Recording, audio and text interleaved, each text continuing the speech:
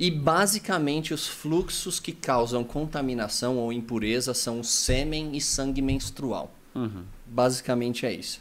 É tipo, caraca, né? Por quê? Por exemplo, se a gente fosse escrever uma teologia de contaminação por fluxos corporais hoje, a gente ia falar xixi, cocô, vômito, alguma coisa assim, né? É verdade. E é muito interessante que xixi e cocô nunca aparecem como elementos que contaminam o acampamento, né? Mas aqui, então, sêmen e sangue menstrual. Aí, obviamente, a grande pergunta é por quê, né?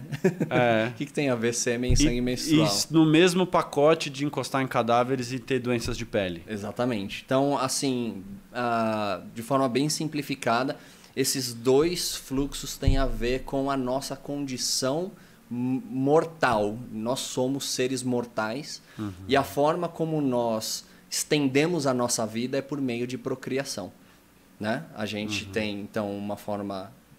os homens por meio de sêmen, as mulheres por meio da ovulação, de conseguir fazer a manutenção da nossa existência, da nossa vida, por meio da procriação. Florescimento, né? Exatamente. Vida, então, esses elementos estão relacionados com a nossa mortalidade. Beleza? Não é necessariamente morte, mas a nossa condição de mortalidade. Certo. Tá? A gente poderia associar com vida, mas nesse caso aqui Essa é a questão. É tanto vida quanto morte, mas morte no sentido de mortalidade. Tá. Então, por sermos seres mortais, nós dependemos da procriação para estendermos a nossa vida. Tá. Beleza. Por que isso contamina? Ou por que isso é uma realidade ou uma condição contrária à presença de Deus no meio do acampamento? Essa é a pergunta. De ter que ser excluído. Isso, essa é a pergunta. Por que a gente tem que excluir essas pessoas? E a grande questão é que Deus não é um ser mortal, né? Deus é um Deus eterno, Deus é um Deus de vida, que não pode estar associado com a mortalidade. Então, essa é a lógica básica da contaminação por esses fluxos. Quando a gente fala de vida, morte e exclusão, eu não consigo deixar de lembrar do Éden. Então a gente fala, nós somos seres mortais? Fora do Éden. E porque foram excluídos do Éden. Tem aqui, no primeiro bodega a gente falou, né, que Números está dentro do Pentateuco, então está sempre com esses espelhos.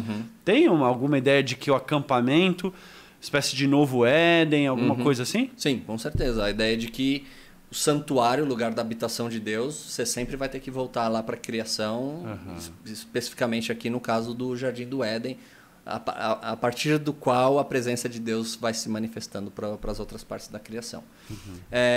Mas aí está a grande questão, porque assim, a sexualidade, ou seja, a procriação humana, ela também fazia parte dos cultos de várias culturas e religiões na antiguidade.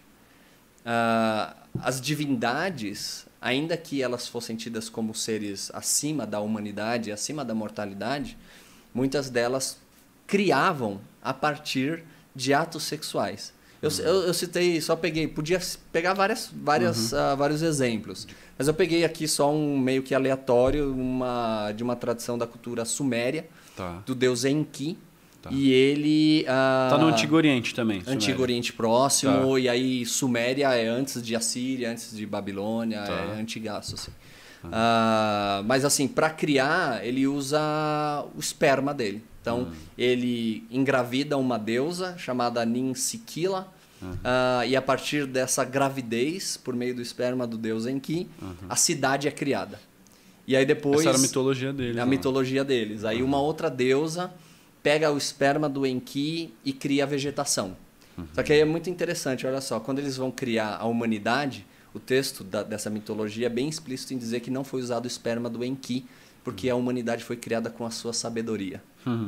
Foi criada com a sabedoria do Enki e a nutrição do ventre da deusa que engravidou do Enki, mas sem o esperma dele. Então aqui está removendo um pouco essa noção de potência sexual para criar a humanidade, para poder caracterizar a humanidade como sendo derivada da sabedoria dos deuses.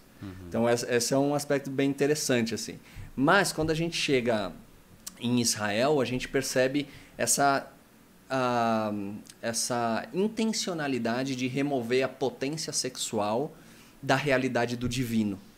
Não porque o sexo seja ruim, seja pecaminoso, mas é para remover essa noção de mortalidade.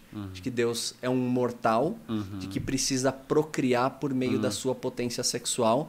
E isso é uma forma também de evitar o uso da sexualidade no culto em Israel. Então, essa coisa que parece tão distante para a gente, excluir alguém do lugar da presença de Deus por conta dessas coisas, na verdade tem a ver com algo profundamente anticultural ali para o contexto. Sim, é bastante.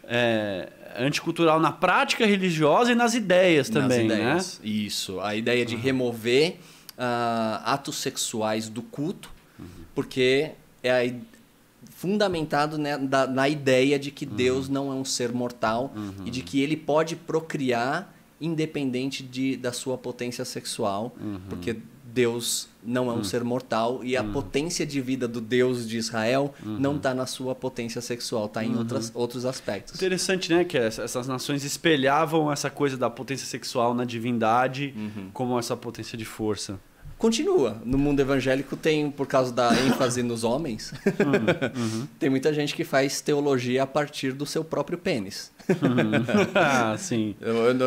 Assim, não quero citar casos específicos, mas um jeito de atribuir a masculinidade como mais próxima da divindade do que a feminilidade. Certo. Então, parece distante, que está lá na antiguidade, os atos sexuais em culto, né? Aquela coisa que a gente acha que acontece em culturas muito estranhas, mas quando a gente estabelece uma relação mais próxima entre divindade e masculinidade, em vez do que a feminilidade com a divindade, a gente está seguindo o mesmo caminho dessas culturas, o mesmo jeito de pensar, entendi. E não a cultura da tradição bíblica que a gente está tentando esclarecer aqui. Tá.